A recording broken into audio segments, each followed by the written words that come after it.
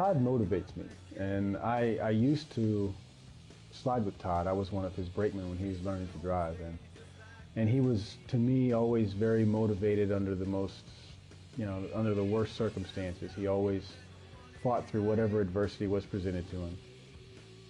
He's a pretty funny guy. He can crack you up. I've roomed with him like 2 straight years on tour. When you're out in Europe, you're getting over jet lag. We'll be in St. Moritz or something. He'll roll down the storm windows and black out the entire room, and I'll come back from lunch and he'll just be shutting it down for a short nap in the mid-afternoon. And one time I just stood up and thumped into the wall, and I walked right into a corner. It was so dark in there. He was like, "Was that your nose hitting the corner?"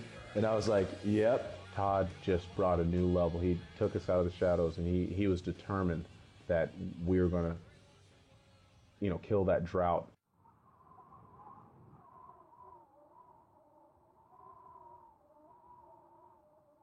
I had envisioned just kind of a roller coaster ride, no big deal. And when we started off, first 4 corners, I was like, oh, this is kind of a joke, this is not a problem at all. And then the sled started accelerating to the point where I thought that something must be wrong, that there's no way that the sled could supposed to be going this fast. I thought, well, certainly the pilot's malfunctioned, or he's unconscious, or that we're definitely going to die. I mean, it's just a question of when and how ugly it's going to happen. So we got to the bottom, and I was just in shock. I was like, are you okay? Did you pass out? I mean, there was something must have been wrong, because that can't be how it's supposed to be. And he said, no, that was a good trip. Because it was a smooth trip. So that was fine. That was great. It's a little slow today. I was like, oh no. So I went to the top and told the guy who was up next, Mike Dion, it was going to be his first time. I said, get out while the getting's good. It's a good thing he didn't get out, because the getting got a whole lot better. While a harrowing start to the sport might not have foreshadowed success, the Del Rio, Texas native would find himself on top of the bobsled world years later. In 2002, he and teammate Brian Scheimer ended a 46-year medals drought by winning silver and bronze in Salt Lake. And that's only part of the story. Played at University of Tulsa, played linebacker there, and played at Cisco Junior College, and of course played high school football. So, that's my first sport, my first love, really.